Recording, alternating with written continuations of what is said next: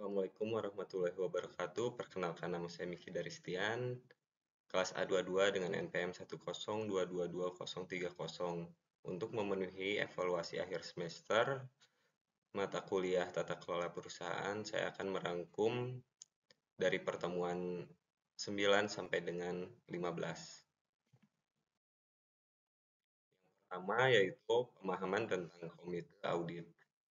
Apa itu komite audit? Secara sederhana, komite audit adalah suatu badan atau komite yang dibentuk oleh jajaran Dewan Komisaris dengan tujuan untuk membantu melakukan pengecekan, pemeriksaan, dan penelitian yang dianggap penting terhadap pelaksanaan tugas dan fungsi jajaran direksi dalam pengelolaan perusahaan tercatat.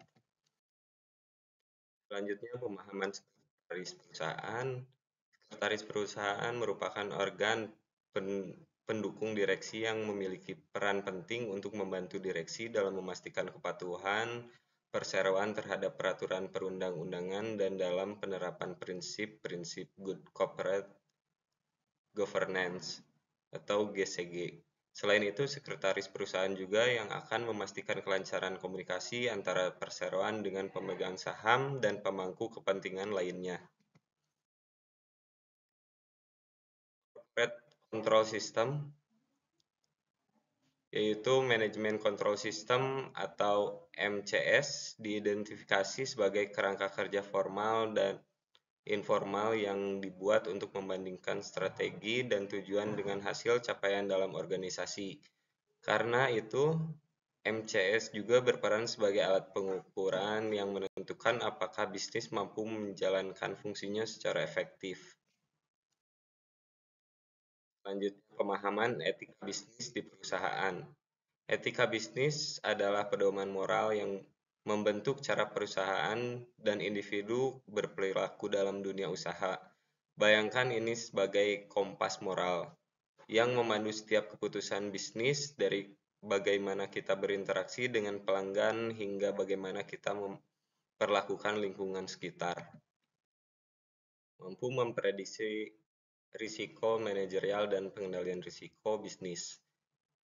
Mengelola risiko bisnis dikenal juga dengan manajemen risiko bisnis, yaitu proses identifikasi, penilaian, dan pengendalian risiko untuk mengurangi akibat buruk yang berpotensi timbul.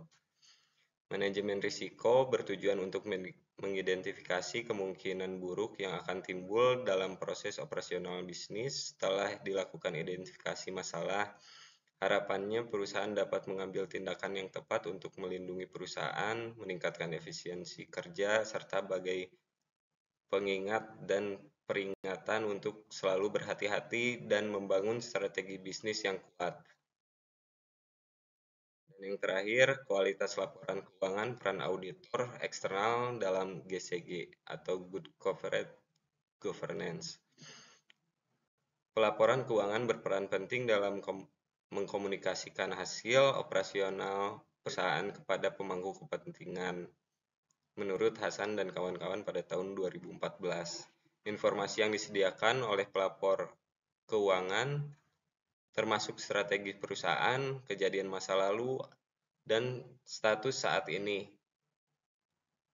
Menurut Ratnayake tahun 2021, pelaporan keuangan berkualitas tinggi dianggap penting karena dapat meningkatkan pemantauan manajemen dan menarik investor menurut Aulia dan Siregar pada tahun 2018. Namun tuntutan untuk menampilkan kinerja terbaik perusahaan dapat menyebabkan penurunan kualitas pelaporan keuangan jika manajer cenderung menyembunyikan berita buruk. Butar dan Murniati tahun 2021. Corporate governance diperlukan untuk mengurangi praktik-praktik tersebut dengan mekanismenya yang dirancang untuk melindungi hak pemangku kepentingan.